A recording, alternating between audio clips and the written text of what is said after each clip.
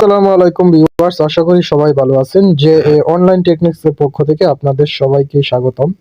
ভিডিওর থাম্বনেল দেখে বুঝতে পারছেন কি নিয়ে আলোচনা করব, তাই দেরি না করে চলুন শুরু করা যাক।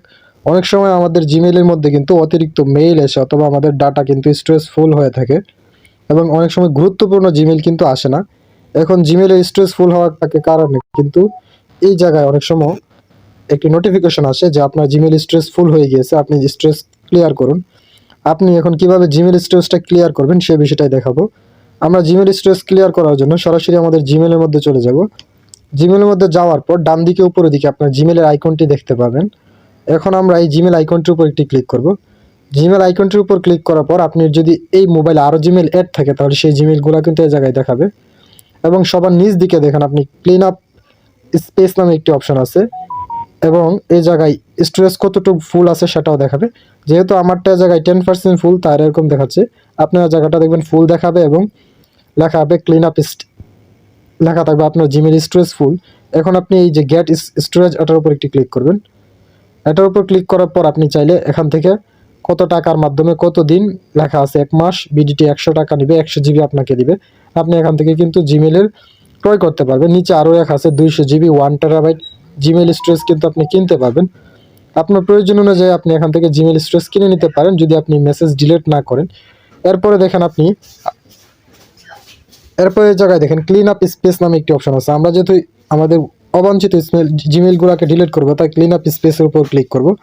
এটার উপর ক্লিক করার পর আমরা এই জায়গায় দেখবো আমাদের স্টোরেজের কত পার্সেন্ট ফুল আছে এবং স্টোরেজটা কীভাবে দখল করা আছে। এই জায়গায় দেখেন লার্জ ফটো অ্যান্ড ইমেজ নাম ভিডিও নামে একটি অপশন আছে।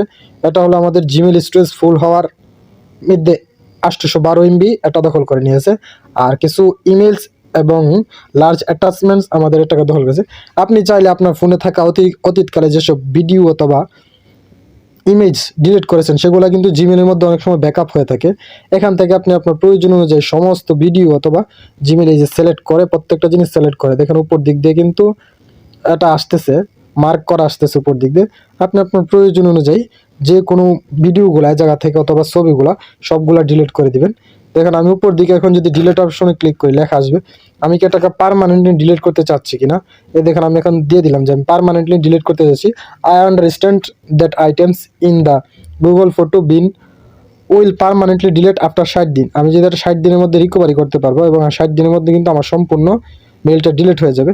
আমি এখন এটাকে সম্পূর্ণভাবে ডিলিট করতে যাচ্ছি।